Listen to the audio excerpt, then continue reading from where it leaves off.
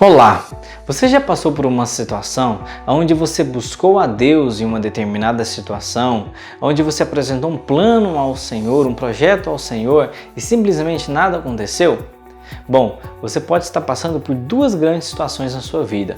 A primeira é que simplesmente Deus ainda não respondeu, simplesmente o tempo de Deus vai acontecer. Ou a segunda, que você pode estar colocando diante de Deus algo que Ele não tem para você. Já parou para pensar nisso? Buscar a Deus em cima de um projeto, de um plano, de alguma coisa que Ele não tem para nós? Então é sobre isso que nós iremos falar nesse vídeo. Então fique comigo que Deus tem uma palavra ao seu coração.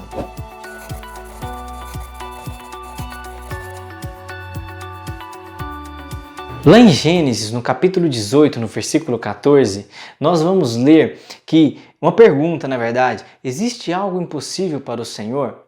Nessa circunstância, nesse contexto, o mensageiro de Deus estava prometendo para Abraão que Deus iria enviar um filho para o seu servo. E Sara, a esposa de Abraão, ouviu essa conversa e ela duvidou dentro de si. E o enviado de Deus, claro, conhecendo toda a circunstância que estava acontecendo ali, ele a questiona. Existe algo impossível para Deus? Olha, nós sabemos, Deus ele é fiel. Quando Ele promete algo, Ele cumpre. Porque o nosso Deus, Ele quando planeja algo, quando Ele tem algo para fazer, Ele realmente faz. Porque o nosso Deus, Ele é perfeito.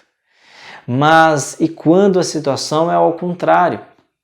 Quando nós colocamos diante de Deus um projeto, um sonho, um plano, uma meta, uma causa, alguma coisa, um pedido de modo geral, e simplesmente nada acontece.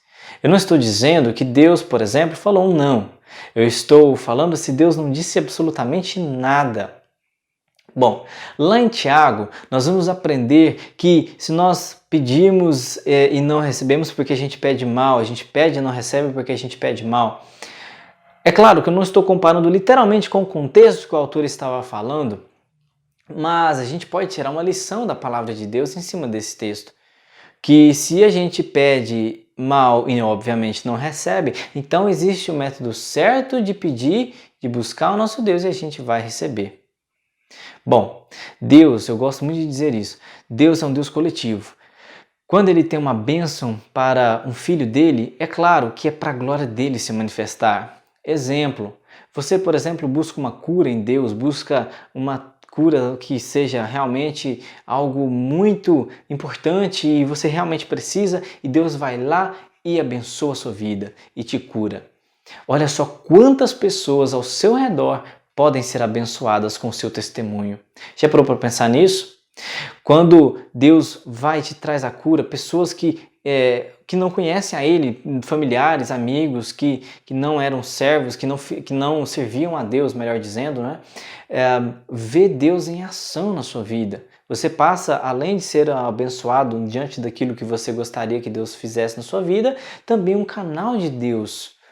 Ou também uma situação que você e eu, nós estamos ali na nossa igreja, na nossa congregação, ou no dia a dia mesmo, e de repente a gente vê Deus abençoando um irmão, trazendo uma resposta de muito tempo na vida de alguém.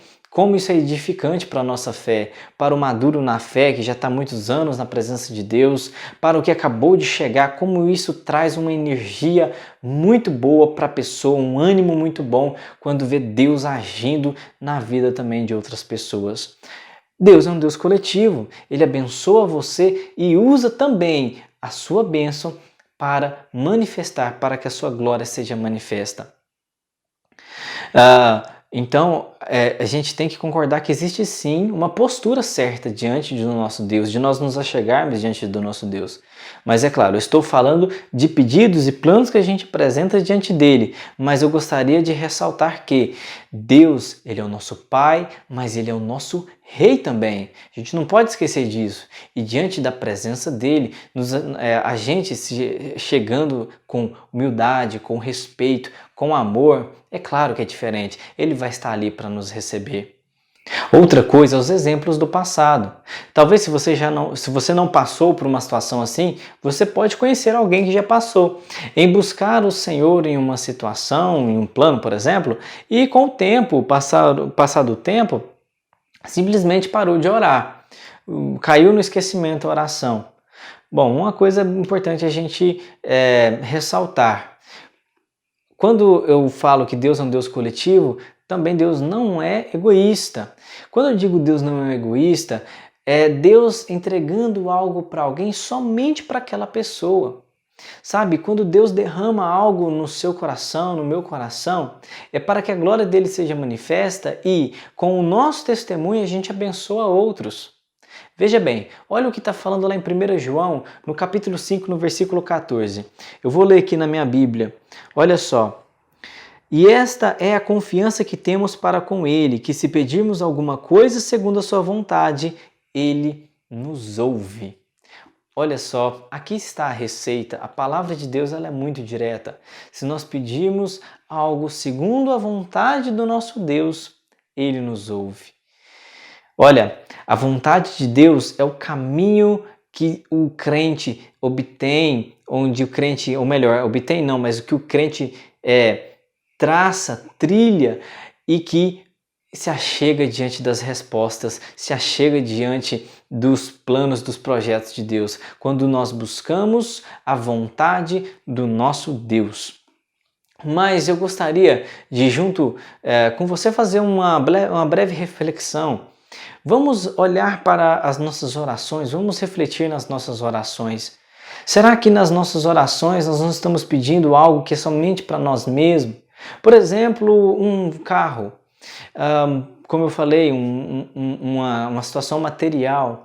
Será que nós não estamos buscando algo que é somente para satisfazer a nossa necessidade?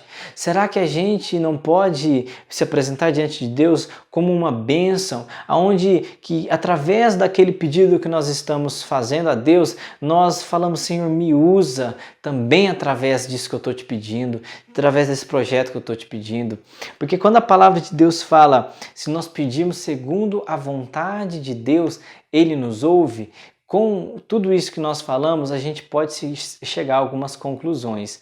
Primeiro, Deus é um Deus coletivo. Quando a gente busca a Deus olhando de uma forma que a gente pode ser um canal dele para alcançar outros também, através das bênçãos que a gente também pede a ele, é uma postura certa, é uma postura adequada de chegar diante dele. E aqui, como diz a palavra, que existe uma forma que Deus nos ouve quando a gente pede a vontade dele. Bom, pedir a vontade do nosso Deus, colocar diante do nosso Deus o nosso coração à sua disposição, com certeza Deus tem algo para te dizer em cima de orações feitas dessa forma. Então eu quero te encorajar a você fazer uma breve reflexão. Vamos olhar para as nossas orações, aquelas que não são respondidas, aquelas que Deus ainda não falou nada. Será que a gente não está buscando e olhando somente para nós mesmos? Mas, como eu falei, pode ser que o tempo de Deus pode estar acontecendo ainda. Mas é bom a gente observar se a gente está olhando somente para nós ou se a gente está nos colocando à disposição do nosso Deus. É claro que Deus ele é o Todo-Poderoso e Ele nos usa e Ele faz como Ele quiser, mas eu tenho certeza que Deus se alegra com servos obedientes, com servos que se colocam diante dEle o tempo todo. Eu falo, Senhor, me usa também através dos meus pedidos, também das coisas que eu apresento, também dos desejos que eu tenho no meu coração. Elimina as coisas que não é do Senhor e coloca tudo aquilo diante de mim, diante dos meus olhos, os planos e os sonhos que o Senhor tem para a minha vida. Bom, eu tenho certeza que Deus falou com você nesse momento. Então, eu quero te convidar a você acompanhar os próximos vídeos que serão postados no canal, tá? Eu desejo de coração que Deus possa abençoar profundamente a sua vida e eu tenho certeza que Ele tem grandes planos e sonhos para você. Não desista, continue firme, continue focado, que eu tenho certeza que Deus vai te usar de uma forma tremenda. Então, Deus abençoe a sua vida e até o próximo vídeo.